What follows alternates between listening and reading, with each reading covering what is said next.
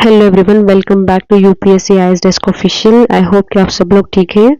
और आज हम डिस्कस करेंगे एक इम्पॉर्टेंट एडिटोरियल, बिल्डिंग एन आत्मनिर्भर फिलॉन्थ्रोपी इकोसिस्टम।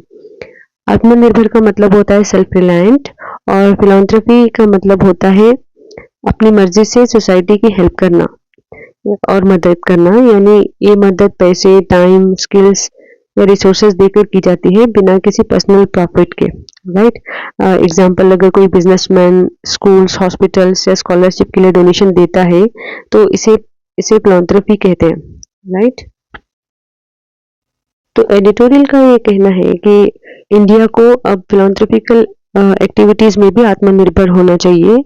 मतलब इंडिया का जो सोशल वेलफेयर और डेवलपमेंट के लिए जो फंडिंग है, उसका मेजर सोर्स अब इंडियन सिटीजन, इंडियन कंपनीज और इंडियन फिलॉन्थ्रोपिस्ट होने चाहिए, ना कि फॉरेन डोनेशन।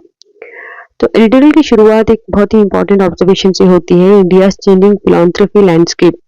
ऑथर कहते हैं कि पिछले 10 सालों में इंडिया की फिलॉन्थ्रोपी बहुत बदल चुकी है, लेकिन बहुत लोगों को इसका अंदाजा नहीं है। आज इंडिया में सिर्फ फिलॉन्थ्रोपी, कॉर्पोरेट सोशल रिस्पॉन्सिबिलिटी यानी सीएसआर और इंडिविजुअल डोनेशन बहुत तेजी से बढ़ रहे हैं। इसी के साथ एक नई जनरेशन भी सोसाइटी में देखने को मिल रही है, और वो सोसाइटी को वापस देने यानी गिविंग बैक में बिलीव करते हैं। और क्योंकि आज crores of Indians mutual fund, SIP और यूपीआई यूज कर रहे हैं, तो डोनेशन करना भी पहले से काफी इजी हो गया है। इसलिए इसी बैकग्राउंड में अगर एफसीआरए यानी फॉरेन कंट्रीब्यूशन रेगुलेशन एक्ट को भी देखा जाना चाहिए, क्योंकि ऑथर कहते हैं कि अब डिस्कशन सिर्फ फॉरेन फंडिंग का नहीं है, ये एक्चुअली इंडिया के सेल्फ रिलायंट फिलॉन्थ्रोपी सिस्टम की तरफ बढ़ने की जर्नी शुरू हो चुकी है। और एडिटोरियल का इम्पोर्टेंट पॉइंट ये है कि हर सॉवरेन कंट्री को राइट भी है और रिस्पॉन्सिबिलिटी भी कि वो फॉरेन फंडिंग को रेगुलेट करे।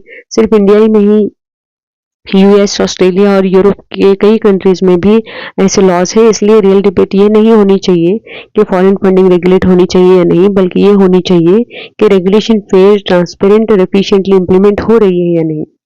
और एडिटोरियल परसेप्शन और रियलिटी के बीच के डिफरेंस को भी बताता है कि कई लोगों को लगता है कि स्ट्रिक्ट सीआरए रूल्स की वजह से एनजीओस के पास फॉरेन फंडिंग ऑलमोस्ट खत्म हो गई है, लेकिन डेटा कुछ और कह रहा है। जो नीति आयोग का एनजीओ दर्पण पोर्टल है, उसके अकॉर्डिंग इंडिया में लगभग 6 लाख एनजीओ है। इनमें से सिर्फ 14,500 एनजीओ के पास ही active foreign contribution regulation act का रजिस्ट्रेशन है। और इंटरेस्टिंग बात यह है कि पिछले 10 सालों में फॉरेन डोनेशन 10,000 करोड़ से बढ़कर लगभग 20,000 करोड़ हो गया है। यानी फॉरेन फंडिंग कंप्लीटली बंद नहीं हुई है। और एडिटोरियल का पहला मेन इंपॉर्टेंट पॉइंट यह है कि the rise of domestic giving. Author कहते हैं कि इंडिया की फिलॉन्थ्रोपी में सबसे बड़ा चेंज ये हुआ है कि डोमेस्टिक गिविंग और फॉरेन फंडिंग से काफी आगे निकल चुकी है। बेन दसरा इंडिया फिलॉन्थ्रोपी रिपोर्ट 2026 के अकॉर्डिंग इंडिया में हर साल 1.18 लाख करोड़ से भी ज्यादा डोमेस्टिक फिलॉन्थ्रोपी होती है। ये फॉरेन डोनेशन से 5 टाइम्स ज्यादा है। ये डोनेशन मेनली 3 सोर्सेज से आ रही है। पहला, वेल्दी फैमिलीज जो चैरिटी कर रही है। दूसरा, सीएसआर, जहां कंपनीज अपने प्रॉफिट्स के लिए दूसरा सीएसआर जहां कंपनीज अपनी प्रॉफिट्स का एक हिस्सा सोशल डेवलपमेंट में इन्वेस्ट करते हैं। और तीसरा, ऑर्डिनरी सिटीजन जो एनजीओस और चैरिटीज को डोनेट करते हैं। ऑथर कहते हैं कि इंडिया की फिलॉन्थ्रोपी का सेंटर ऑफ ग्रेविटी यानी मेन सोर्स अब फॉरेन फंडिंग से शिफ्ट होकर डोमेस्टिक गिविंग बन गया है। लेकिन एडिटोरियल ये भी मानता है कि ट्रांजिशन के दौरान कुछ एनजीओस को एफसीआरए लाइसेंस रिन्यूअल में डिले, प्रोसेसिंग इश्यूज और कैंसिलेशन की वजह से प्रॉब्लम हुई है। इसका इम्पैक्ट हमें एजुकेशन, हेल्थ केयर, लाइवलीहुड और रूरल डेवलपमेंट प्रोजेक्ट्स पर हम देख सकते हैं इसका जो इम्पैक्ट है। ऑथर ये भी कहते हैं कि कुछ एनजीओस को गवर्नेंस और डॉक्यूमेंटेशन स्ट्रॉन्ग थी, लेकिन कुछ ऑर्गेनाइजेशन नए कॉम्प्लायंस स्टैंडर्ड के लिए रेडी नहीं थी। यहाँ ऑथर इंडियन कंपनीज का एग्जांपल देते हैं। पहले कंपनीज को भी स्ट्रिक्ट गवर्नेंस रूल्स बहुत बर्डन लगते थे, लेकिन बाद में वही गवर्नेंस इन्वेस्टर्स का कॉन्फिडेंस बढ़ाने के लिए काफी इम्पोर्टेंट साबित हुई है। इसी तरह एनजीओ के लिए भी गुड गवर्नेंस ट्रस्ट बिल्डिंग करने का ही काम करेंगे। और एक इम्पॉर्टेंट लाइन है इस एडिटोरियल में, money is fuel of philanthropy but trust is its currency. इसका मतलब ये होता है कि फिलॉन्थ्रोपी सिर्फ पैसों से नहीं चलती, उसका सबसे बड़ा फाउंडेशन ट्रस्ट होता है। राइट। तो उसके साथ जो एडिटोरियल का दूसरा इंपॉर्टेंट पॉइंट है वो है बेटर नॉट टाइटर रेगुलेशन। ऑथर कहते हैं कि सिर्फ रूल्स को और ज़्यादा स्ट्रिक्ट बनाना सोल्यूशन नहीं है, हमें बेटर रेगुलेशन की ज़रूरत है। इसका मतलब है कि अगर किसी एनजीओ से कोई छोटी एडमिनिस्ट्रेटिव या पेपर वर्क में मिस्टेक हो जाए तो उसे फ्रॉड की तरह ट्रीट नहीं करना चाहिए। पहले एनजीओ को डेफिशिएंसी नोटिस दिया जाना चाहिए, फिर डॉक्यूमेंटेशन ठीक करने का टाइम मिलना चाहिए और अपनी बात रखने के लिए अपॉर्चुनिटीज भी मिलनी चाहिए। साथ ही एक इंडिपेंडेंट अपील मैकेनिज्म भी होनी चाहिए ताकि जेन्युइन ऑर्गेनाइजेशंस को अननेसेसरी प्रॉब्लम का सामना ना करना पड़े। एडिटोरियल यहाँ पे FCRA 2.0 प्लेटफॉर्म के भी का भी जिक्र करता है। ऑथर कहते हैं कि नया प्लेटफॉर्म कॉम्प्लायंस को और सिंपल और ट्रांसपेरेंट बना सकता है।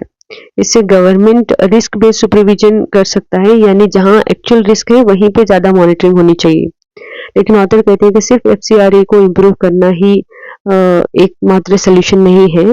असली गोल है आत्मनिर्भर फिलॉन्थ्रपी इकोसिस्टम बनाना। एडिटोरियल कहता है कि इंडिया की फिलॉन्थ्रपी 3 फेजेस से गुजरी है। पहला फेज था जब इंडिया काफी हद तक फॉरेन फिलॉन्थ्रपी पर डिपेंड करता था। दूसरा फेज था CSR, जहां कंपनीज हर साल 40,000 करोड़ से ज्यादा सोशल डेवलपमेंट में कंट्रीब्यूट करती थी। और तीसरा फेज जो अब शुरू होना चाहिए उसमें इंडियन फैमिलीज, एंटरप्रेन्योर्स और ऑर्डिनरी सिटीजन फिलॉन्थ्रपी का मेन सोर्स बनना चाहिए।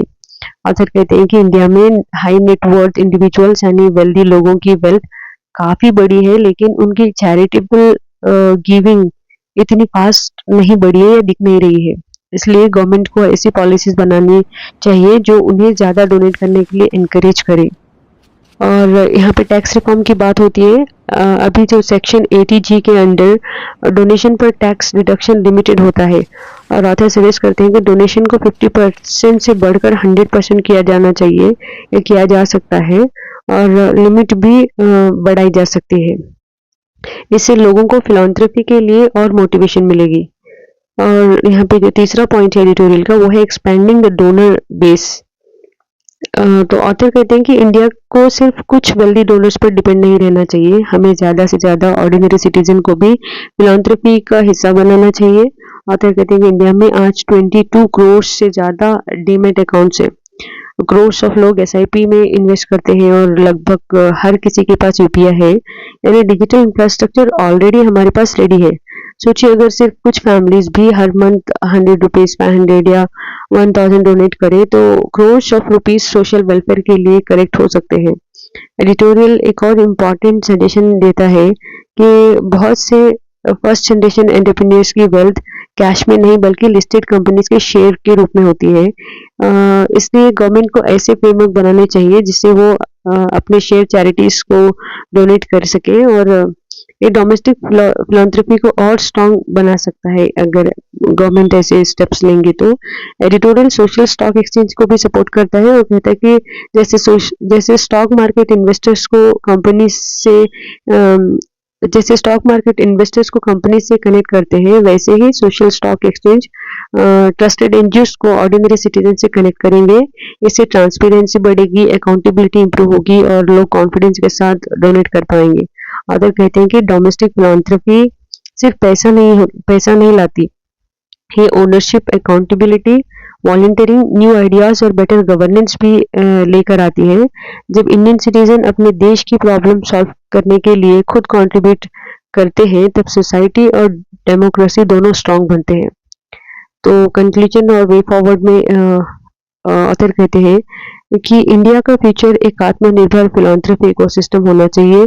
फॉरेन फिलॉन्थ्रपी की इम्पोर्टेंस फ्यूचर में भी रहेगी, स्पेशली रिसर्च, इनोवेशंस और नॉलेज एक्सचेंज के लिए, लेकिन इंडिया की सोशल डेवलपमेंट की main responsibility Indian citizens, Indian businessman और एंटरप्रेन्योर्स और फिलॉन्थ्रपिस्ट को ही लेनी चाहिए। तो फाइनल मैसेज ये है कि इंडिया की सोशल ट्रांसफॉर्मेशन फॉरेन फंडिंग से नहीं बल्कि डोमेस्टिक गिविंग से ड्राइव होनी चाहिए। जब इंडियंस अपने देश के डेवलपमेंट में खुद इन्वेस्ट करते हैं तब सिर्फ फंड्स ही नहीं आते बल्कि ट्रस्ट, रिस्पॉन्सिबिलिटी, इनोवेशन और लॉन्ग टर्म नेशंस बिल्डिंग भी होती है। इसलिए ऑथर कहते हैं कि इंडिया का future finance by Indians, led by Indians and own by Indians होना चाहिए। बस आज के लिए बस इतना ही। Thank you so much.